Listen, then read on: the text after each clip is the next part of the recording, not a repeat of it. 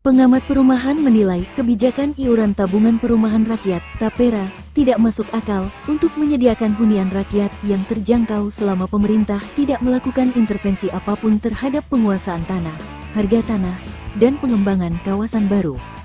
Kebijakan yang dituangkan dalam Peraturan Pemerintah Nomor 21 Tahun 2024 itu mewajibkan pekerja untuk menjadi peserta Badan Pengelola Tabungan Perumahan Rakyat (BP TAPERA). Konsekuensinya, pekerja dengan gaji di atas UMR akan dipungut iuran sebanyak 3% dari gaji.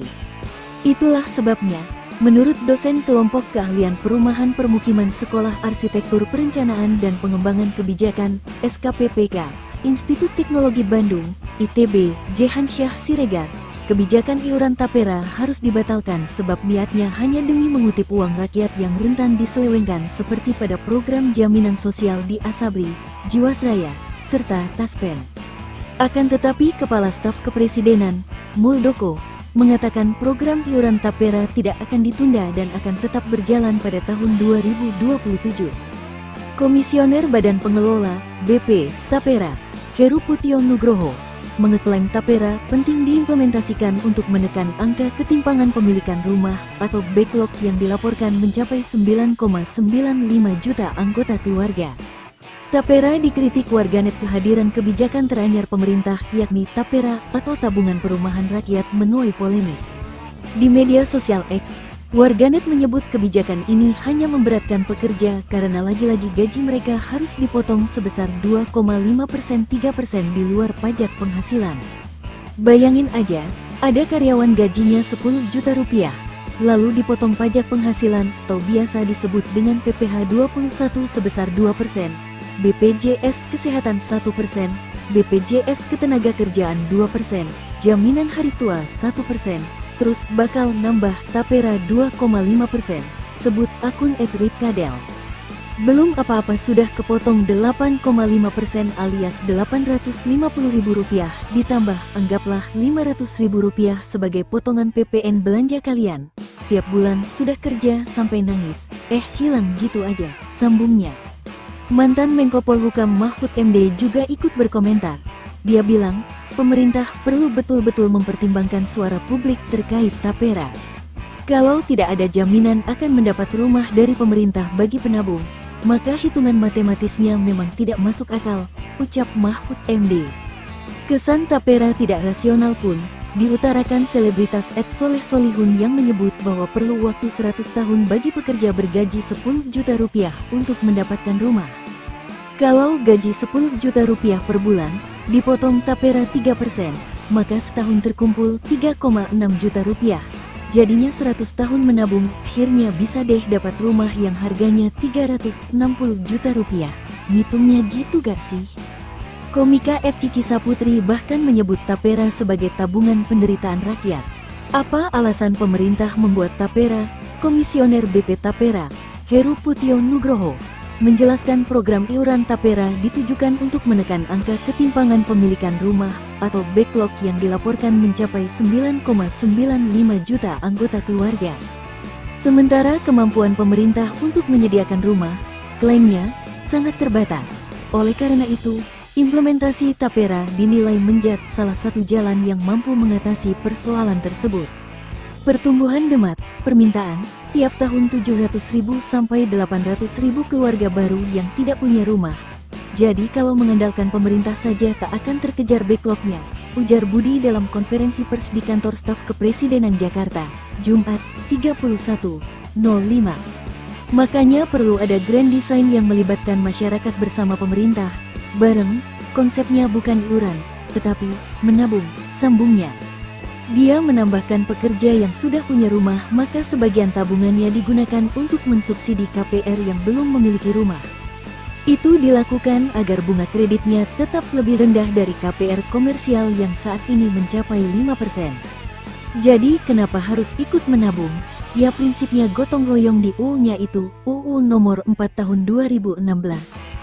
BP TAPERA menyatakan tidak semua pekerja di Indonesia wajib menjadi peserta TAPERA. Budi Putio Nugroho mengatakan, dalam UU Nomor 4 Tahun 2016 dijelaskan hanya pekerja dengan gaji di atas upah minimum saja yang masuk menjadi peserta. Dengan menjadi peserta TAPERA, Pekerja mandiri akan dikenakan iuran wajib sebesar 3% dari gajinya setiap bulan dan 2,5% bagi pekerja swasta, ASN, TNI, Polri, BUMN. Adapun bagi pekerja yang gajinya di bawah upah minimum, tidak wajib. Apa dan siapa penerima manfaat Tapera? Merujuk pada pasal 37 Peraturan Pemerintah Nomor 25 Tahun 2020 tentang penyelenggaraan tabungan perumahan rakyat disebutkan manfaat dana Tapera bisa digunakan untuk pembiayaan kredit pemilikan rumah, KPR, dengan tenor hingga 30 tahun, suku bunga 5%, cicilan tetap sampai lunas, dan uang muka 0%. Kredit bangun rumah, KBR, dengan suku bunga 5%, cicilan tetap sampai lunas, dan jangka waktu maksimal 15 tahun. Kredit renovasi rumah, KRR, dengan suku bunga 5%, cicilan tetap, dan jangka waktu 5 tahun. Akan tetapi, manfaat dari Tapera hanya bisa dirasakan oleh masyarakat berpenghasilan rendah, MBR, belum memiliki rumah dan atau menggunakannya untuk pembiayaan pemilikan rumah pertama, pembangunan rumah pertama, atau perbaikan rumah pertama. Mempunyai masa kepesertaan paling singkat 12 bulan. Dalam aturan juga tertulis MBR adalah mereka yang bergaji maksimum 8 juta rupiah per bulan dan 10 juta rupiah per bulan khusus wilayah Papua dan Papua Barat. Adapun bagi pekerja non-MBR dan tetap menjadi peserta namun tidak mendapatkan fasilitas KPR, KBR, dan KRR berhak atas pengembalian pokok tabungan beserta hasil pemupukannya. Apakah program Tapera rasional? Pengamat perumahan dari Institut Teknologi Bandung, ITB, Jehansyah Siregar, menyebut program Tapera sesungguhnya tidak masuk akal untuk menyediakan hunian rakyat yang terjangkau. Pertama, merujuk pada besaran potongan yang diwajibkan pemerintah sebesar 2,5% hingga 3%, maka mustahil bisa membeli rumah dengan harga pasaran. Kalaupun ada, kata Jehansyah, lokasi rumahnya tidak terjangkau, alias jauh dari kota. Secara rasional nggak logis dengan nilai potongan kecil, bisa memiliki rumah, ucap Jehansyah kepada BBC News Indonesia. Rumah KPR subsidi yang harga rumahnya 180 juta rupiah hanya bisa di atas tanah tidak lebih dari 250.000 rupiah per meter. Di Ciseeng, Bogor, saja nggak dapat harga segitu. Jadi saya rasa lokasi rumah Tapera ini bakal makin jauh. Di Tangerang, bisa-bisa ke Serang atau Cilegon nanti. Kan itu bukan solusi untuk rumah terjangkau. Kedua, karena pemerintah hanya mengumbar skema pembiayaan rumah tanpa melakukan intervensi apapun atas penguasaan tanah, harga, dan pengembangan kawasan baru. Di banyak negara, ungkapnya, langkah pertama yang dilakukan pemerintah untuk membuat hunian terjangkau bagi warga harus menciptakan produksinya terlebih dahulu. Caranya bisa dengan membeli tanah-tanah terlantar dengan harga murah, kemudian menyusun tata ruang, termasuk huniannya. Jika sudah punya rancangan, langkah selanjutnya memperkuat pengembang publik seperti Perumnas di tiap-tiap daerah. Baru terakhir memikirkan pembiayaan yang tepat. Jangan jadi tukang kutip uang aja pemerintah. Bicara perumahan, pinggirkan dulu kutip mengutip uang, housing dulu baru finance. Contoh di Soreang, Bandung, ada lahan 300 hektare tapi tidak ada satupun proyek hunian pemerintah. Semua dikerjakan pengembang swasta, padahal jalan tolnya dibangun pemerintah. Selain itu harus jelas juga Tapera ini punya pengalaman tidak dari sisi pembangunan rumah dan pengembangan kawasan atau kota baru. Ini kan nol besar semua, tiba-tiba bicara tabungan. Ketiga, kalaupun pemerintah berniat untuk menekan angka ketimpangan pemilikan rumah atau backlog di Jakarta, jalan keluar yang seharusnya dilakukan adalah membangun hunian terjangkau berupa hunian Transit Oriented Development, TOD, seperti apartemen sewa murah yang dekat dengan transportasi publik. Namun, kata Jehansyah, hunian TOD di kota besar seperti Jakarta mayoritas dikuasai oleh pengembang swasta, bukan pemerintah. Untuk kota metropolitan, mengatasi backlog dan permukiman kumuh di tengah kurangnya ruang terbuka hijau harus membangun rusunawa rasa apartemen minimal kayak rusunawa Jatinegara Barat, itu harus diperbanyak. Ini kan nggak ada hunian TOD yang sewa murah.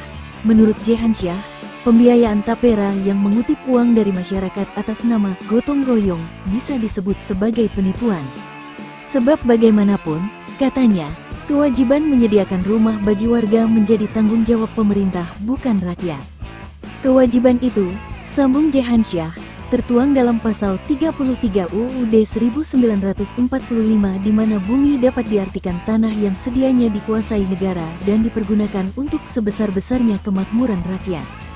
Dia mencontohkan Singapura yang berhasil menyediakan perumahan untuk pekerjanya karena 80% proyek hunian di sana dikuasai oleh pemerintah setempat. Jadi, nggak ada itu istilah gotong royong, karena kita sudah melakukan itu dengan membayar pajak. Kalau mengutip lagi, penipuan namanya, BPJS saja bisa kok membuat program Rusunawa Pekerja, tidak dikorup dan jauh lebih bagus. Bagaimana respons pekerja? Presiden Konfederasi Serikat Buruh Seluruh Indonesia, KSBSI, Eli Rosita Silaban, mengatakan buruh dan pengusaha tidak dilibatkan dalam pembahasan tapera. Karenanya mereka menolak kebijakan tersebut. Pasalnya selain tidak dilibatkan, tidak ada satupun perwakilan buruh maupun pengusaha dalam kepengurusan Badan Pengelola, BP, Tapera. Selain itu, penolakan juga didasarkan lantaran aturan tapera tumpang tindih. Program serupa juga telah ada di BPJS Ketenagakerjaan dalam bentuk program Jaminan Hari Tua, JHT. Kalau pernah terlibat, pasti tidak sekeras ini atau meminta ada revisi atau menolak. Kami iuran sampai 58 tahun di mana rumahnya, di mana lahannya, ujar Rosita dalam konferensi pers di Jakarta, Jumat, 31.05, seperti dilansir detik.com. KSBSI, sambungnya, mempertimbangkan untuk melayangkan judicial review ke Mahkamah Agung jika tak kunjung direvisi. Uji peraturan akan menyasar pasal 7 yang berisi kewajiban melakukan iuran. Menurutnya, kalau tapera menggunakan konsep tabungan maka harusnya bersifat sukarela, bukan dipaksakan. Senada dengan KSBSI, Ketua Umum Asosiasi Pengusaha Indonesia APindo, Sinta Kamdani telah menyampaikan keberatan pada tahun 2016 lalu sebelum UU Nomor 4 Tahun 2021 disahkan. Kami sudah menyurati Presiden, memberikan pandangan kami, masukan kami, namun sampai peraturan pemerintah PP 21/2024 ini diterbitkan, belum ada tanggapan dia. Mungkin pemerintah punya sikap tersendiri kenapa harus jalan. Makanya kami pikir mungkin perlu klarifikasi, ujarnya.